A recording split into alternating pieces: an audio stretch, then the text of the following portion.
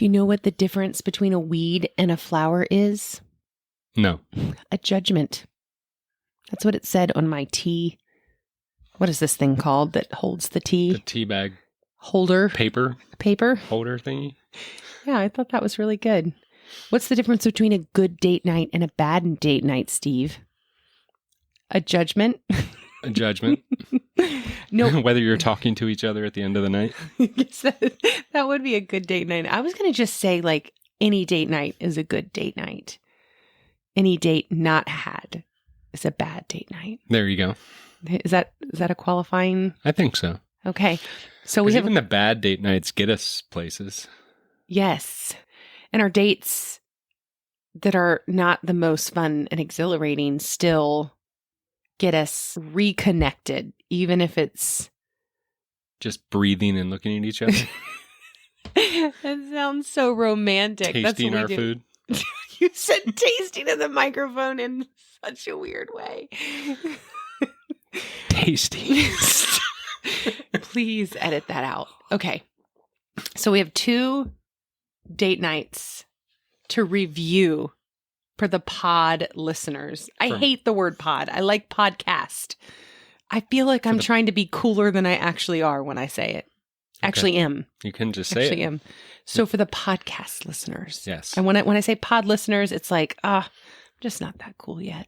One and it's day. Date nights from 2 weeks ago. That's right. We are. Yeah.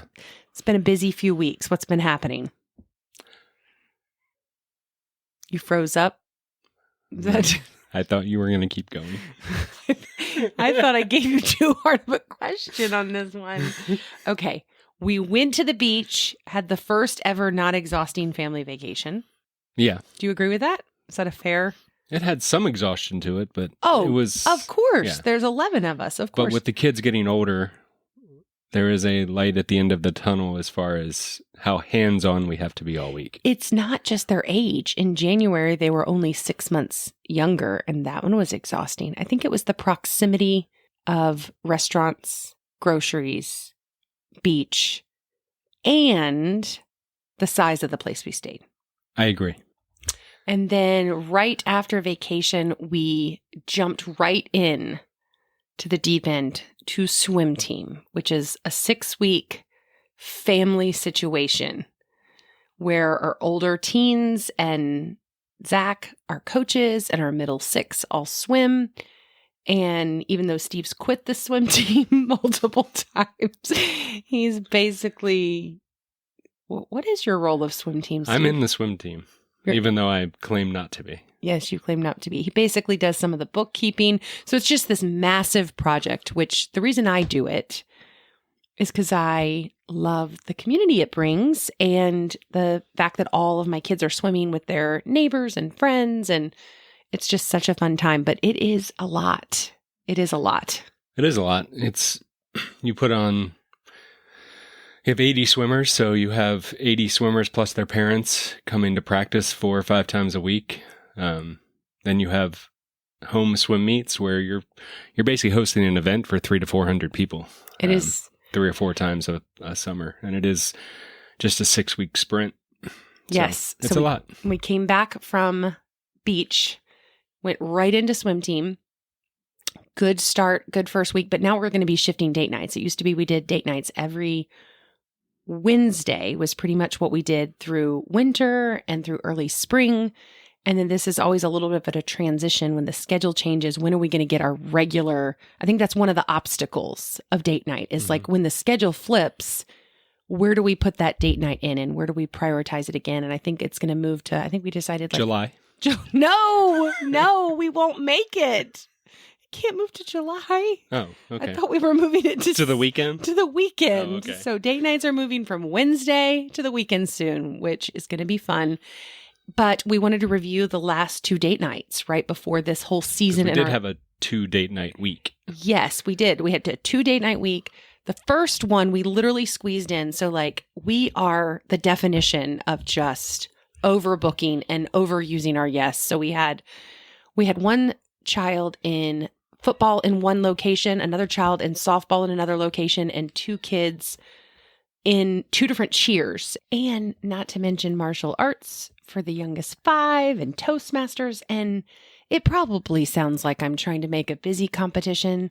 That's not what I'm trying to do. I'm trying to list all those things because those things are real obstacles to date night. And also the reason why for me it's so important that we keep prioritizing it. Because if I keep prioritizing all of their stuff and never prioritize my stuff, that is a very fast ticket for me to resentment. So me too. You too. Yes. We're on the same We're page on the on same that page one. on that. Yeah. For sure. So I just think it's and so. even with date nights, Yes. it can slide into resentment. So. Yes. It's like we love these babies. We love these teenagers and want to do everything we can, and yet also don't want to lose us Mm-hmm. who came long before. So, and we'll be here after. Hopefully. yeah. Yes.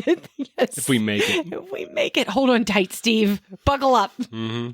So, okay. So we squeezed this like super fast date night, and I kind of was like, oh, how are we going to do this? I mean, we literally were dropping Zane off at football and then picking him up. And so we're on this extremely tight timeline. But this is where I feel like you're always coming in clutch at date night. Like you find it fun to be the researcher of, I think, am I putting words into your mouth? No, it's fun. Yeah. Of like finding like the perfect spot that's new, that's close by, that'll all fit it in a perfect maze. So we like lined it all up just right. And you found a new place in China Grove. We dropped Zane. If you're from Charlotte, if you're listening to this, north of Charlotte is a town called Kannapolis.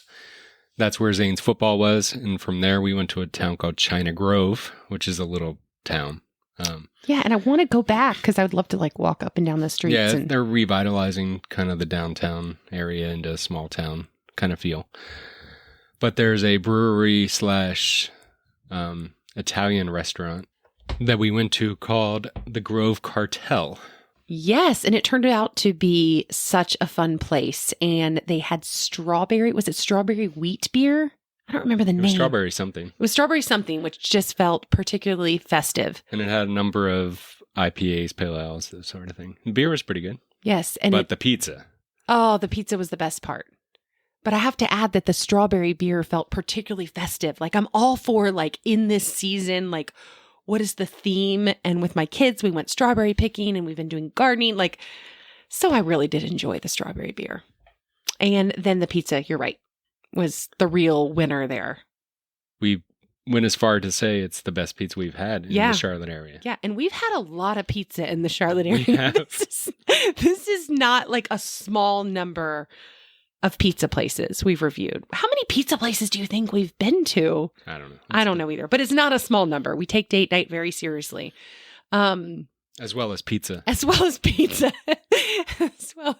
We take our pizza very seriously. So if you're ever in the China Grove area, I would highly recommend stopping. I think it's called the Meadows at Grove Cartel is the name of the restaurant, but you can sit in the brewery and order the food from the Meadows restaurant. So. And then we raced out of there to get to pick up Zane by 8:00. And of course, his football coach went like 20 minutes over. We're like, oh, we could have had 20 more minutes of date night, but oh well.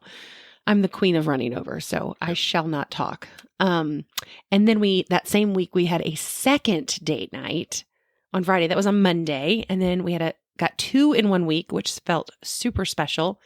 On Friday, we went to a dear friend of mine, her 39 Forever party, which was so much fun. This is like, I think they are the most creative couple that we know. Like they just do so many different creative things with such like